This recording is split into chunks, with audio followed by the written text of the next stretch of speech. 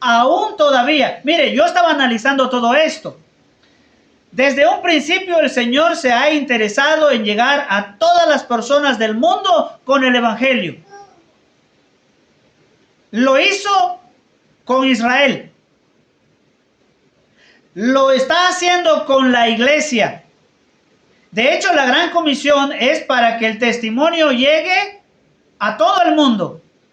Pero aun cuando la iglesia ya no esté sobre la tierra y la iglesia sea levantada a los cielos, el Señor continuará activo sobre la tierra, dando a las personas la oportunidad de conocer a Jesucristo. Así que habrán no solamente los 144,000 que estarán predicando durante el periodo de tribulación, sino que también estos dos testigos. Es interesante el amor y la gracia de Dios hacia la humanidad, que hasta ese punto el Señor esté todavía preocupado e interesado por la salvación de las almas. En los estudios anteriores estábamos viendo que el Señor fue matando a ciertos grupos de personas, pero no mató a todas las personas. El deseo era de que ese otro grupo de personas que se quedaban con vida reconocieran a Jesucristo como el único Salvador de sus vidas. Aquí también podemos ver nosotros la gracia de Dios. Así que Él tiene dos testigos importantes para este periodo de tribulación. Pero no solamente esto, mis hermanos.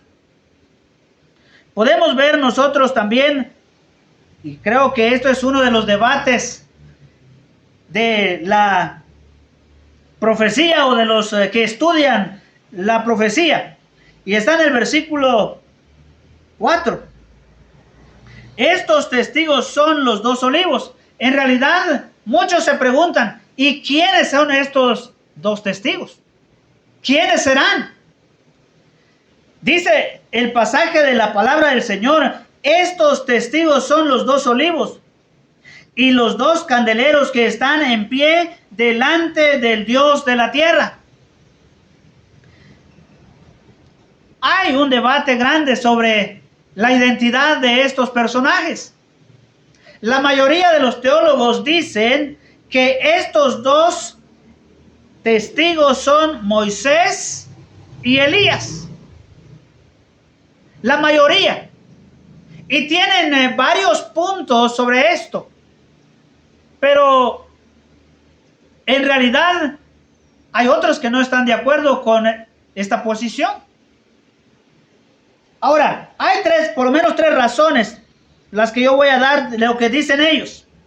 Dicen que son Moisés y Elías, porque ellos, dice, acompañaron a Jesús en la transfiguración. ¿Ok? Parece ser coherente, ¿verdad? Dice, bueno, si estos aparecieron con Jesús en la transfiguración, entonces es probable que estos sean también los que van a venir y serán los dos testigos. Bueno, eso es lo que dicen ellos. Segundo, dicen también que son Moisés y Elías porque los milagros que ellos van a estar realizando son parecidos a los que hicieron Moisés y Elías. Esa es la segunda razón. Número 3, descartan a Enoc, porque también Enoc entra en la cuenta. Pero descartan ellos a Enoc diciendo que Enoc es antidiluviano y es incircunciso y no es hebreo. Por lo tanto, está descalificado. Entonces, ellos dicen, la mayoría de los teólogos dicen que es Moisés y Elías. Ahora bien, como dije anteriormente, otros no están de acuerdo con esta posición. Ellos dicen, no estamos de acuerdo que sea Moisés, ni que sea Enoc, ni que sea Elías.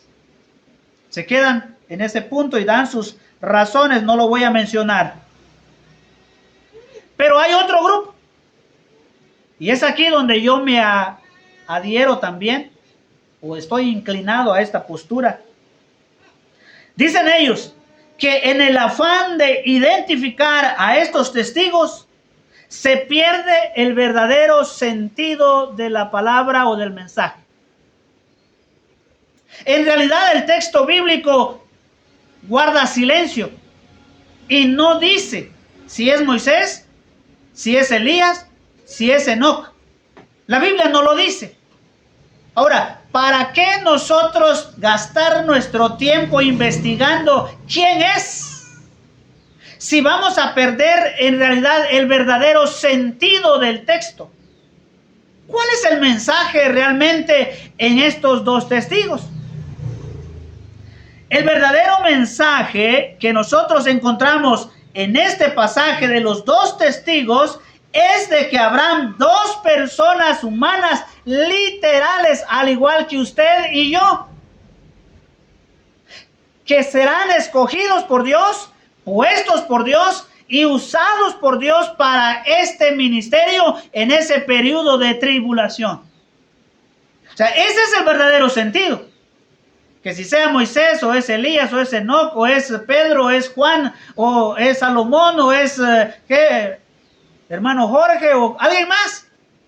Bueno, no sabemos. El texto bíblico guarda silencio al respecto. Pero lo que sí podemos saber es de que habrán dos personas humanas literales, puestos por Dios y usados por Dios. Y serán como Zorobabel y Josué, llenos del Espíritu Santo, que fueron luminares en su generación, aunque no hicieron milagros. Y esto fue antes. Pero también estos dos testigos serán como Moisés y Elías, con sus poderes milagrosos para su generación. Ahora bien, estos dos testigos también hablarán y tendrán su ministerio exclusivo con el mismo espíritu. La pregunta aquí sería, ¿qué espíritu estaba guiando a Zorobabel? El Espíritu Santo. ¿Qué espíritu estaba guiando a Elías y a Moisés, Enoc y todos los demás? El Espíritu Santo. Entonces el Espíritu Santo también usará a estas personas y es Él el que estará trabajando a través de estas personas. En última instancia, Dios estará presente dando a conocer el Evangelio aún a los rebeldes de la tribulación. Interesante. Zorobabel y Josué tuvieron oposición. Moisés y Elías tuvieron oposición. La iglesia del Señor también, que está llamada a testificar, está también encontrando oposición.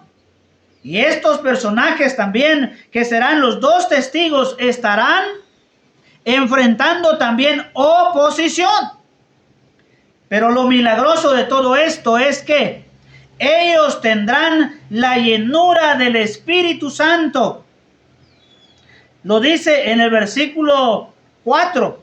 Dice, estos testigos son los dos olivos. Los dos olivos dice que indica que estarán llenos del Espíritu Santo.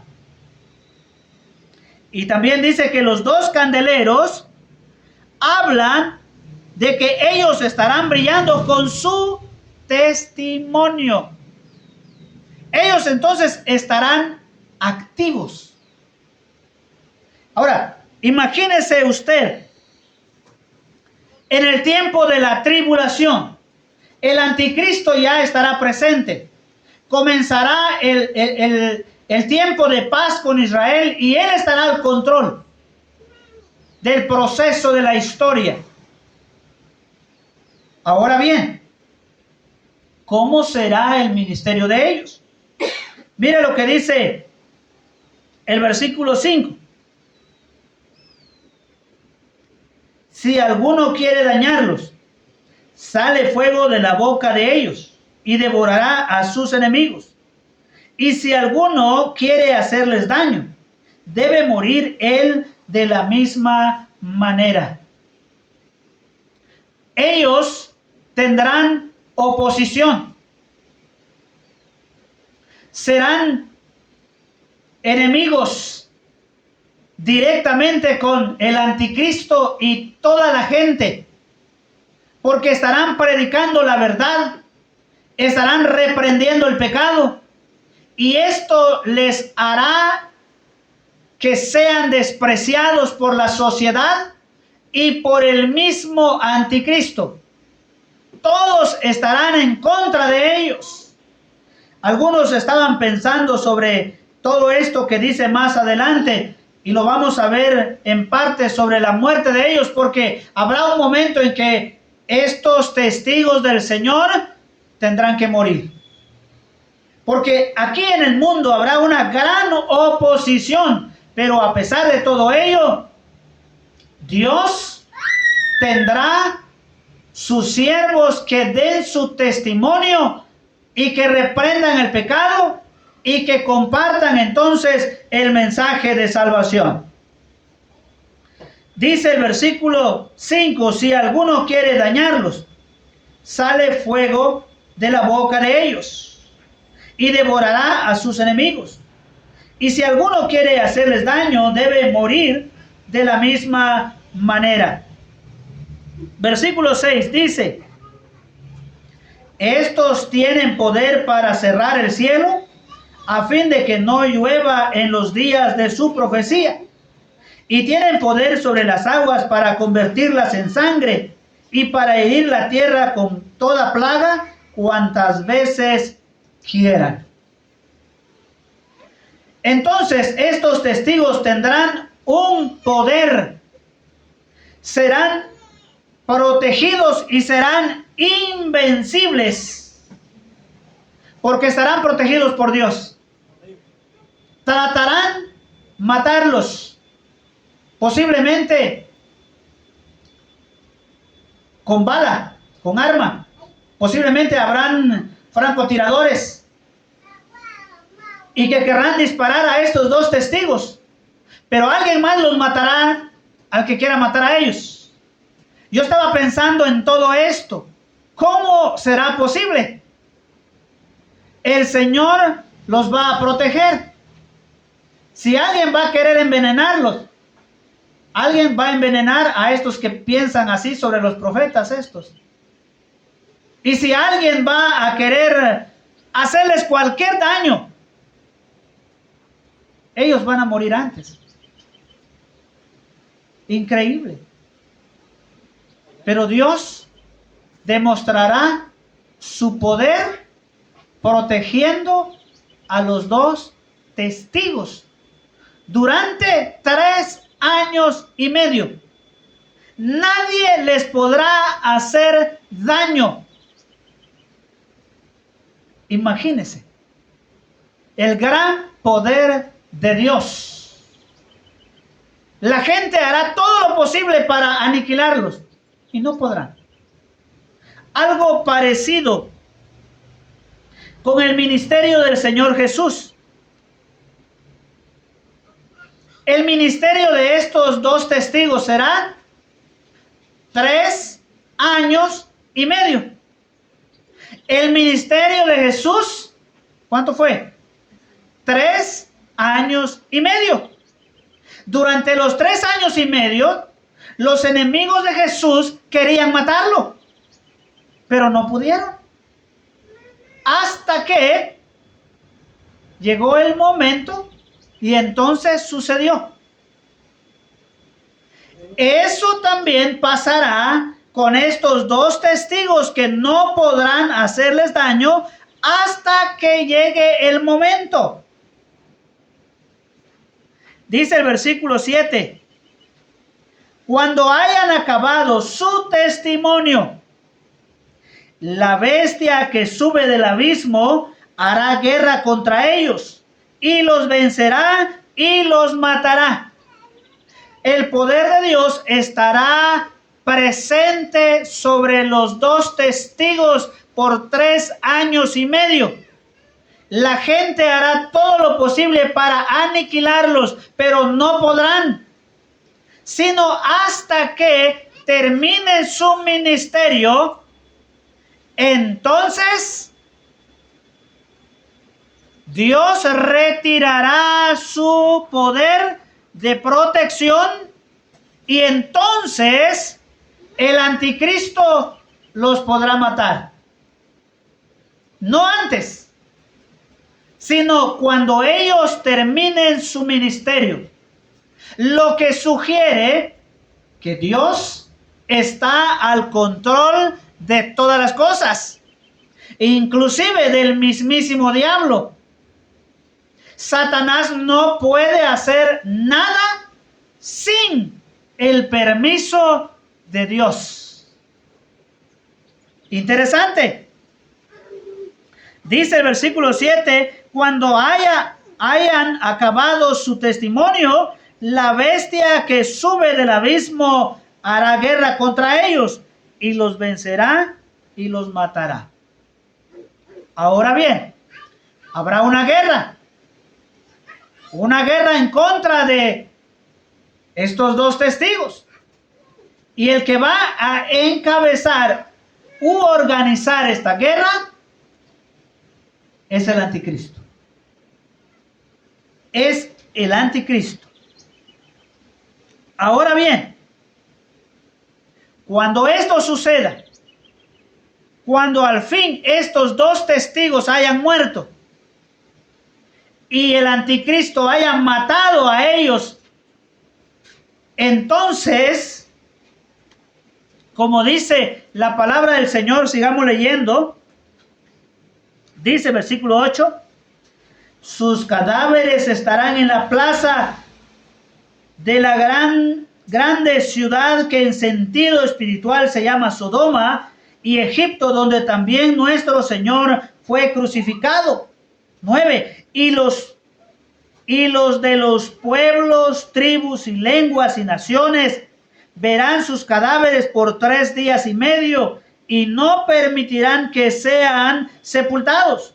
Y los moradores de la tierra se regocijarán sobre ellos y se alegrarán y se enviarán regalos unos a otros, porque estos dos profetas habían atormentado a los moradores de la tierra. Note esto. Por 3 años y medio, ellos intentarán matarlo, pero no podrán. Pero de repente el Señor quita su poder de protección, el anticristo los mata. ¿Qué pasa?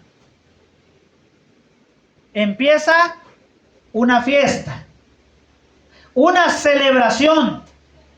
Y dice, bueno, por fin, hoy se acabó todo porque estos nos estaban atormentando con tanto sermón. Hoy día hay un movimiento de homosexual, no recuerdo cómo se llama, ATV no sé qué. LGBT dice, ok, que cuando uno predica lo que dice la Biblia, le dicen que uno es homofóbico y que no los quiere y que los odian y que no sé qué montón de cosas que dicen ellos, que cuando alguien predica la verdad se incomodan, no les gusta y es como que si fuera uno contra ellos sus enemigos. Pero no somos sus enemigos. Al contrario, estamos diciendo la verdad. Si nosotros vivimos de una manera pecaminosa, vamos a ir al infierno. Eso es la verdad, es lo que dice la Biblia. Y durante este periodo de tribulación, estos dos profetas estarán diciendo la verdad. Y la verdad duele. Pero es la verdad. Y es la verdad de Dios, no es un invento nuestro. Dios está diciendo que en realidad va a suceder. Y cuando ellos puedan matar entonces a estos dos profetas que van a decir la verdad, se van a regocijar, van a hacer fiesta y van a ser como Navidad. ¿Qué pasa en Navidad? Hay regalos. Van a ser como el 14 de febrero. ¿Qué hay el 14 de febrero? Regalos. Y ellos van a estar festejando porque estos profetas de Dios por fin murieron.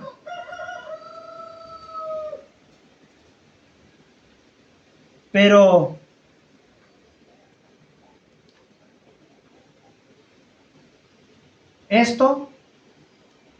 esta alegría durará poco tiempo. Veamos primeramente qué pasó con los siervos de Dios cuando murieron. Versículo 8. Dice, sus cadáveres estarán en la plaza de la grande ciudad que en sentido espiritual se llama Sodoma y Egipto, donde también nuestro Señor fue crucificado. ¿Qué ciudad será esta? Dice que se llama Sodoma y dice que se llama Egipto. ¿Qué ciudad es entonces? Bueno, hay una clave. Es donde el Señor Jesús murió, dice. ¿Cuál es esa ciudad? Creo que todos lo sabemos. Es Jerusalén. Jerusalén. Ahí murió el Señor Jesús. ¿Y por qué se conoce como Sodoma, pues? O Egipto. Por su pecado. Por su pecado. Entonces, los cadáveres de estos profetas estarán en la plaza de Jerusalén. Imagínense. Dicen que el no permitir que se sepulten a los muertos es un signo de deshonra. Porque como ellos estaban enojados con ellos porque les decían la verdad, y entonces dijeron, bueno, no los enterremos ahí, déjenlo que se pudra. Ahí que se queden, y mejor si en la plaza que se queden, porque estos son nuestros enemigos. Entonces ellos trataban de deshonrar a estos siervos del Señor y escarnecer a estos siervos del Señor. Pero dice también, versículo 9, y los de los pueblos, tribus, lenguas y naciones, dice, verán sus cadáveres por 3 días y medio. ¿Cómo lo van a ver? ¿Será juntar todo el pueblo ahí a mirar? Posiblemente todo Jerusalén. Pero dice que todas las naciones también al mismo tiempo. ¿Cómo es esto posible? Mire, esto es una profecía que en el año 95, digamos, o 90-95, cuando se escribió Apocalipsis, ya se estaba hablando de ¿qué? De este aparato, del internet, de la televisión, que para el tiempo de la tribulación todo esto iba a estar alrededor del mundo. Y esto es verdad. De esa manera se estará transmitiendo por internet, por televisión, por todos los canales de televisión a nivel del mundo, lo que estará pasando en Israel, específicamente en Jerusalén. Cuando estos 2 testigos hayan sido muertos, eso es lo que va a estar pasando en todos los canales, en las pantallas de los televisores y en los teléfonos y en todos lados. Todo el mundo va a estar festejando.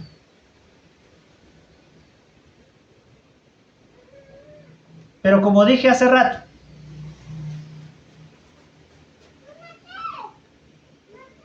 la alegría de estos personajes que estarán festejando terminará muy pronto. Mire lo que dice el versículo 10. Y los moradores de la tierra se regocijarán sobre ellos y se alegrarán y se enviarán regalos unos a otros, porque estos 2 profetas habían atormentado a los moradores de la tierra. Versículo 11. Pero después de 3 días y medio, entró en ellos el espíritu de vida enviado por Dios, y se levantaron sobre sus pies, y cayó gran temor sobre los que los vieron. La alegría de estas personas duró solamente 3 días y medio. Fue poco tiempo. ¿Por qué? Porque al cuarto día, dice, ¿qué pasó al cuarto día? Resucitaron o resucitarán, porque estamos hablando del futuro. Dice que la mentalidad semítica dice que ellos pensaban que cuando alguien moría, el alma se quedaba junto al cuerpo por 3 días. Para el cuarto día, abandonarlo completamente. Por eso, la resurrección de Lázaro causó gran admiración y demostró que Jesús verdaderamente era Dios. Para los judíos era imposible creer. ¿Cómo es posible que resucite en el cuarto día? Si es ese día cuando en realidad abandona el cuerpo, según ellos. Y según los moradores del mundo, también esto será sorprendente, porque según ellos, esto se acabó. Ya llevan 3 días ahí, así que entonces ahora sí, están bien muertos. ¿Cuántas horas normalmente declaran muerto a una persona? 24 horas o 72 horas. Creo que son 72 horas. En algunos casos dan 24 horas, pero normalmente son 72 horas. ¿Cuántos son? 3 días. 3 días. Porque posiblemente no se ha muerto bien. Todavía está inconsciente. Entonces ya después de los 4 días, entonces se declara muerto definitivamente, especialmente cuando no es un accidente que se pueda decir muy bien, ya se murió definitivamente.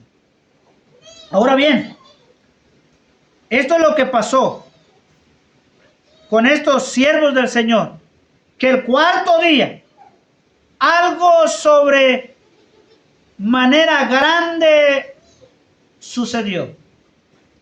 Ahora, esto lo hemos visto nosotros en la palabra del Señor en Ezequiel, capítulo 37 y versículo 4 al 14, donde a Ezequiel se le dice que profetice sobre huesos secos. Y esos huesos secos iban a cobrar vida. Y Ezequiel profetiza y los huesos dice que se fueron uniendo con sus huesos. Y luego empieza a subir carne y tendones sobre los huesos. Y entonces el cuerpo humano se forma. Y entonces le dice que profetice y que venga el espíritu y que entre nuevamente en el cuerpo. Y él lo hizo y los huesos secos volvieron a cobrar vida. Algo así también pasó en Génesis capítulo 2 y versículo 7, cuando Dios hizo a Adán del polvo de la tierra. El muñeco estaba allí y de repente Dios sopló en su nariz aliento de vida y fue el hombre un ser viviente. Un espíritu entonces de parte del Señor vendrá nuevamente a los cuerpos de ellos y resucitarán. Después de esto, mire lo que dice el pasaje de la palabra del Señor. Dice, y se levantaron sobre sus pies, y cayó gran temor sobre los que los vieron. Versículo 12. Y oyeron una voz del cielo. Los testigos oyeron una voz del cielo. Y dice, que decía, subid acá. Y subieron al cielo en una nube y sus enemigos los vieron. ¡Qué maravilloso! No solamente resucitaron, sino que también fueron llamados al cielo y ascendieron al cielo. Pero también, mire, algo parecido a lo que pasó con el Señor Jesús. Dice el texto, y subieron al cielo, dice, ¿cómo? En una nube, y sus enemigos los vieron. ¿Qué dice Hechos 1, 10 y 11? Bueno, comienza del 9, 10 y 11. Dice que Jesús se apartó un poco de ellos, y mientras ellos estaban viéndolo, Jesús fue alzado al cielo y una nube les ocultó de sus ojos. Y los ángeles que aparecieron con ellos dijeron, este mismo Jesús que ha sido llevado de vosotros al cielo, así vendrá, como le habéis visto ir al cielo. Jesús se fue en una nube. Estos testigos del Señor también serán llevados al cielo en una nube. Jesús fue visto mientras Él se iba en la nube. Estos dos testigos también serán vistos mientras ellos sean llevados al cielo. Imagínense, este cuadro entonces será para demostrar la inocencia de estos dos testigos que eran acusados de ser los malos de la película, pero en realidad ellos eran los buenos y fueron llevados a los cielos, mientras que los enemigos o los otros hombres o toda la humanidad, mire lo que dice el versículo 3. En aquella hora hubo un gran terremoto y la 10ª parte de la ciudad se derrumbó. Y por el terremoto murieron en número de 7,000 hombres. Y los demás se aterrorizaron y dieron gloria al Dios del cielo. Los dos testigos que los hombres habían matado, resucitaron, ascendieron a los cielos, todos ellos lo vieron cuando se fueron, y al momento de que ellos se fueron hubo un gran terremoto. Dice la Biblia que la ciudad, dice en el versículo, la 10ª parte, dice, de la ciudad se derrumbó. Y murieron 7,000 hombres. Aquí hay un castigo, pero también hay la gracia de Dios demostrada aún todavía. Solamente mueren 7,000 personas. ¿Por qué no se murieron todos? Dios está demostrando todavía su gracia y su misericordia para todas las personas.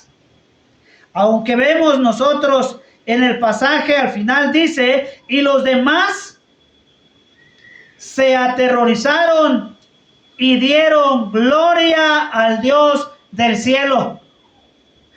Cuando nosotros leemos, pareciera ser que hay entonces arrepentimiento en estas personas. Sin embargo, por todo lo que sigue diciendo el libro de Apocalipsis, en realidad no se arrepintieron. En realidad se endurecieron más. Y esto lo vamos a ver más adelante en nuestros estudios siguientes, de que ellos no se arrepintieron, sino más bien se endurecieron en sus corazones. Ahora el versículo 14 dice, El segundo ay pasó. Este es el segundo ay. Y luego dice, he aquí, el tercer ay viene pronto. Esto nos habla de la séptima trompeta que se encuentra en el versículo 15 al final de este versículo. Ahora bien, ¿qué aprendemos nosotros en este pasaje? ¿Qué nos enseña el Señor a nosotros como su iglesia en este tiempo? Varias cosas. Podemos primero pensar que Dios está al control de todas las cosas. Él es soberano y Él está al control. Es importante para nosotros creer que Él está en el control. Número 2. Podemos también aprender que Dios está mostrando su gracia y su misericordia aún en el periodo de tribulación. Tercero, también si usted es un creyente verdadero, usted y yo somos llamados para testificar, para que otras personas puedan conocer a su Salvador. A estos dos testigos que vemos nosotros en este pasaje de Apocalipsis, tenían al Espíritu Santo de Dios para que su testimonio sea a todas las personas. ¿Tendremos nosotros también ese mismo Espíritu para testificar? Claro que sí. ¿Tendremos nosotros esa misma orden para testificar? Claro que sí. Mire entonces, recuerde lo que dice la palabra del Señor en Mateo, capítulo 28 y versículo 18 al 20. Jesús dice, toda potestad me es dada en los cielos y en la tierra. Por tanto, id y haced discípulos a todas las naciones, bautizándoles en el nombre del Padre, del Hijo y del Espíritu Santo, enseñándoles que guarden todas las cosas. Y he aquí, yo estoy con vosotros todos los días hasta el fin del mundo. También en Hechos 1:8 dice, pero recibiréis poder cuando haya venido sobre vosotros el Espíritu Santo, y me seréis testigos en Jerusalén, en toda Judea, en Samaria y hasta lo último de la tierra. Así que Dios siempre ha llamado a personas para ser sus testigos. En este tiempo nos ha llamado a nosotros para ser sus testigos. Nos ha dado a su Espíritu para capacitarnos, para cumplir la gran comisión. Ahora bien, ¿estamos nosotros dispuestos a brillar y a testificar y a obedecer a Jesucristo como estos dos testigos lo serán en el periodo de tribulación?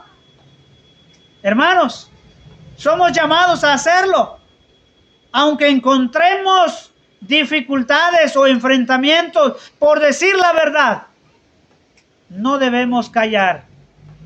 Al apóstol Pablo se le dijo, no calles, sino habla, porque yo tengo mucho pueblo en esta ciudad. ¿Cuántas personas tendrá el Señor en este cantón? No lo sabemos. Necesitamos testificar de Cristo en cualquier lugar. Así que mis hermanos, todos somos llamados a testificar.